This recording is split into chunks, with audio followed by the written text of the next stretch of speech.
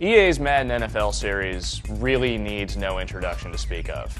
It is the best-selling football franchise on the market. It's also the best-selling sports franchise on the market. You know what Madden NFL is. It's a football game. It's a great football game. It's always been a great football game.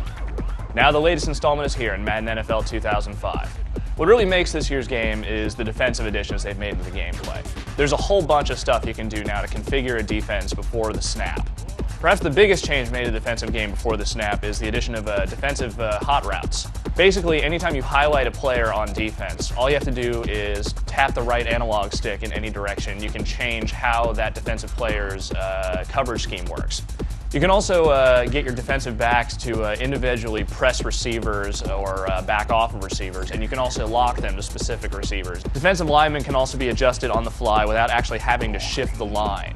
Perhaps the best defensive change made this year, though, isn't before the snap, but after the snap. The addition of a hit stick has been implemented in this year's game. What this basically amounts to is sort of like a contextually sensitive tackling stick that you can use to sort of just like waylay ball carriers. So if you're kind of running alongside a guy, you know, he's kind of getting ahead of you, you want to smack him to the side, all you got to do is tap the stick, you'll shove him, kind of fall over. But if you get a good head of steam up, you're just going straight at a guy, you can absolutely destroy a ball carrier by tapping the stick. The timing has to be kind of precise because if you miss with the stick, you basically have just given up a really big play. However, if you learn the timing of the stick, this is probably one of the best defensive innovations made in any football game ever. On the offensive side of the ball, there hasn't really been that big of a change made. There's a couple of little things here and there, but nothing too substantial. Madden NFL 2005 also isn't going to be a terribly difficult game for you if you've played any of the previous games. Because there hasn't really been a whole lot of shift in the offense and the defensive stuff, you know, while there's a lot to it, it's not terribly complex to learn how to make it all work. So basically, if you're playing on the default difficulty, it's real easy to blow up the computer. All Pro is a little bit better, but really it's like if you have any experience, you should just jump straight into All Madden because All Madden is where the challenge comes from. In terms of feature improvements, Madden NFL 2005 has probably seen the most change in the franchise mode. One of the biggest presentational changes they made to the franchise mode is the addition of Tony Bruno, radio host extraordinaire, who sort of takes part in this EA Sports radio show that plays week after week. The Tony Bruno stuff is actually made up of a larger mode called Storyline Central. The Storyline Central tries to mimic all the sort of like off-season drama and like the player personalities and all that weird stuff that kind of goes on in the NFL year after year.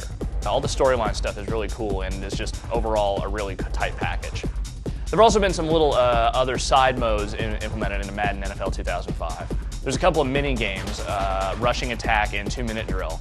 Rushing attack is basically just the mini camp rushing training exercise where you just try to score as many touchdowns as possible.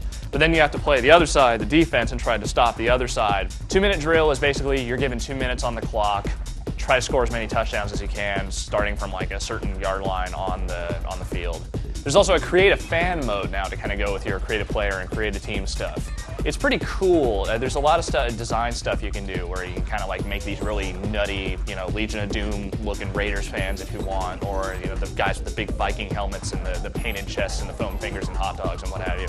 It's all kind of sort of like peripheral stuff. It's not really that necessary to the scope of the game, but you know the mini games are a nice distraction. The create a fan stuff, even though it's just kind of the same recycled animations every time in the cutscenes when they appear, it's still cool that you can do that stuff.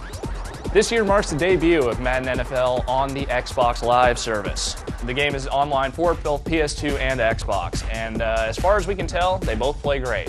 None of the NCAA Xbox Live problems seem to have translated into Madden. There's league play, apparently. This is something that was just announced and isn't up and running yet. The leagues are going to be supposedly up and running by the time the season starts, but from the features list, it basically sounds it's a lot like ESPN's league system, only it's a little more exclusive. Like there's some more crazy EA exclusive pass stuff that you can kind of go around with, and there's no live rosters. But hey, leagues, cool. From a visual standpoint, Madden NFL 2005 is a lot like other editions in the Madden series. Like it is basically, it looks like Madden. You look at the game, you're seeing Madden. The tackling animations have kind of been overhauled, especially with the hit stick stuff, so there's some really awesome hits in the game. But the player models, you know, they still kind of have that little bit of a generic look to them. There's not a whole lot to their faces or anything, and there's actually a couple little glitches here and there, like with the animations and like some of the jerseys will kind of flicker a little bit here and there. All three console versions of Madden NFL 2005 are pretty great, though the PS2 and Xbox versions are kind of closer together now in terms of playability, and the GameCube version is kind of sort of shifted off a bit more from the other ones. GameCube doesn't have online, and also some of the video features that are featured, like the Madden 101 stuff, like there just isn't as much of it. It seems like some of the video just got cut out of that version for whatever reason. With the Xbox version being online and having this sort of slight graphical upgrade over the other two versions that it typically has, that pretty much makes the Xbox version the best one. However, if you're a die-hard Madden fan, you might want to go with the PS2 version, specifically the Collector's Edition. The Collector's Edition is basically this sort of anniversary edition thing where they've added some other stuff to the already pre-existing PS2 version.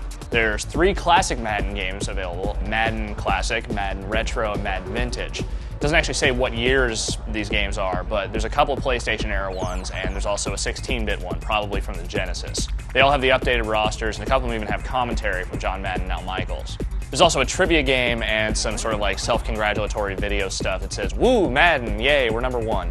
While this is really cool, I mean, it is definitely targeted at the diehards. Like, you know, your average person will just kind of like, you know, go, all right, yeah, that's cool, classic Madden, play it twice, and then go, yeah, all right, I'm never gonna play those again. But if you're way into Madden, like if you're just diehard, love the Madden, can't get enough of it, then the Collector's Edition is probably the way you wanna go.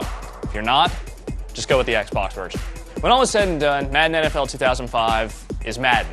That is to say, it is another great game of football that comes from a really long line of great football games that EA is known for. Madden has always been one of the best in the business, and it is a great game of football. The defensive stuff they've done this year is absolutely amazing and should set the standard for what defensive football is in a video game at this point. It may not totally revolutionize the football genre, and it may not push the Madden series forward in any super big, meaningful step, but it is still a fantastic game of football, and if you love Madden, go for it.